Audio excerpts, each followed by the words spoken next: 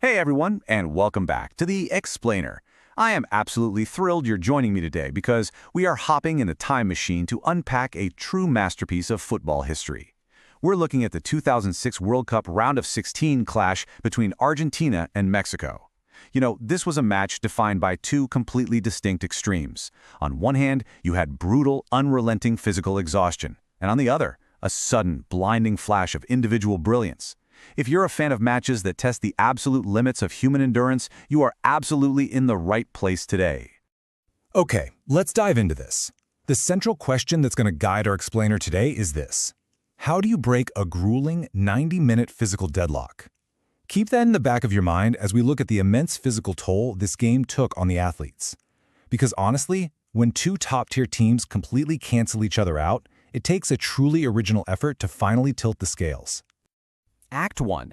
The electrifying opening minutes. So picture this. We are in the sultry, heavy heat of Leipzig, Germany. 43,000 deafening fans are packed into a sold-out stadium, bringing all the color, the flavor, and that unbearable tension of knockout stage World Cup football. Now, Argentina came into this as the heavy favorites, but Mexico, they did not care about the script. Within the first 10 minutes, absolute chaos erupted. Right at the 5-minute mark, a perfectly flighted ball comes in from Pavel Pardo. There's a little flick at the near post, and Mexico's captain, Rafael Márquez, comes sliding in to smash it home. 1-0 Mexico. But that lead barely lasts. Just 4 minutes later, at minute 9, Argentina wins a corner. The ball gets whipped in, and after this wild scramble involving Hernán Crespo and Mexico's Jared Borgetti, it finds the back of the net. So in under 10 minutes, we're tied 1-1. It was this lightning-fast start that literally left everyone breathless. Even the commentators were totally stunned. They said, "We've got a game on our hands." And frankly, so were the heavily favored Argentinians. Mexico came out pressing with this incredible tempo, absolutely refusing to show any inferiority complex. This blistering exchange set the stakes perfectly. This wasn't going to be a walk in the park for Argentina. It was going to be a war. Act 2. A physical, grueling stalemate. And this brilliantly illustrates the shift that happened next. That carefree, electrifying pace from the first 10 minutes, it vanished. It rapidly dissolved into a heavy, exhausting, and fiercely contested chess match in that stifling Leipzig heat. Mexico deployed this high-pressing disruption. They were energetic, closing down spaces incredibly fast, and relying on players like Pavel Pardo and Gonzalo Pineda to fracture the midfield. Argentina, on the flip side, responded with patient possession, trying to carefully build up play through their playmaker, Riquelme, but they were constantly being knocked off their stride. The result? The players looked like physical combatants out there, just battering each other in the middle of the pitch. As the match wore on, the damage became incredibly visible. The physical toll was just mounting. By the 38th minute, Mexico's experienced midfield engine Pavel Pardo is forced off injured. Later on, Carlos Salcido goes down clutching his shin. In the second half, the 19-year-old wonderkid Andrés Guardado tangles with Maxi Rodriguez and eventually has to be subbed off in the 66th minute. You could practically see the heavy legs out on the pitch. Honestly, the players looked like physical wrecks by this point, simply running out of energy as they constantly broke the match's rhythm with injuries and cramps. And, when fatigue sets in, the tackles always get sloppy. A flurry of yellow cards were issued as the game just dragged on. Gabriel Heinz got booked right at the end of the first half after a slip in concentration almost let Fonseca through on goal. Rafael Márquez drew a yellow for a clattering challenge from behind on Crespo. Later, Gerardo Torrado and Jose Antonio Castro both got into the referee's book. These clumsy, desperate fouls began completely replacing fluid attacks as sheer exhaustion just took over. So, the 90-minute whistle finally blows. The score is still locked at 1-1. Just pause for a second and imagine being one of those players right now. You've just run yourself into the ground in a sultry, heavy atmosphere for an hour and a half, taking constant physical punishment. And now, you have to ask yourself, who has the nerve to survive the heat of Leipzig for another 30 minutes of extra time? It's a terrifying prospect. Act 3. The moment of magic.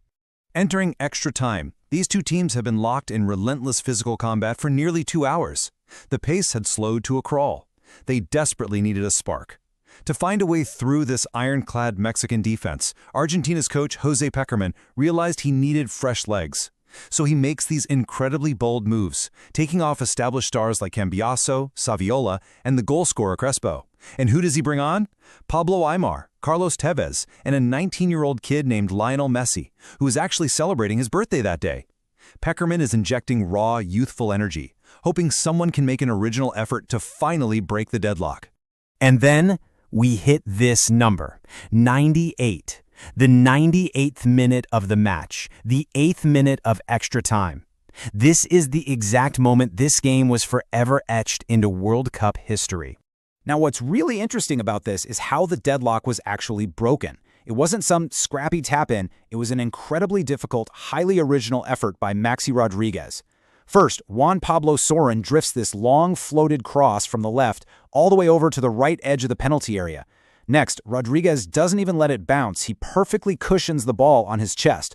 Finally, before the ball even touches the grass, he unleashes a spectacular looping left-footed volley that sails right over the goalkeeper Oswaldo Sanchez and into the far corner. It is a stunning, mechanically perfect piece of skill. The commentators absolutely lost their minds, screaming, "What a goal! What a strike!" And that pure, unadulterated ecstasy was the ultimate emotional release. After almost 100 minutes of tactical frustration, heavy legs, and grinding physicality, seeing such an original, breathtaking piece of individual brilliance was just phenomenal. It really felt like the only way a game this tightly wound was ever going to be decided.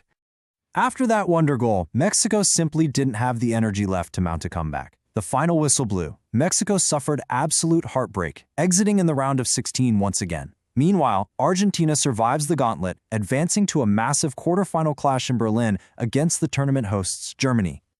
I want to leave you with a provocative thought today. When the players look like physical wrecks and pure exhaustion really sets in, is it tactical discipline that wins the day, or is it pure original brilliance that truly defines a World Cup classic? In Leipzig that night, it was a brutal mix of both, ultimately decided by a swing of Maxi Rodriguez's left boot that none of us will ever forget.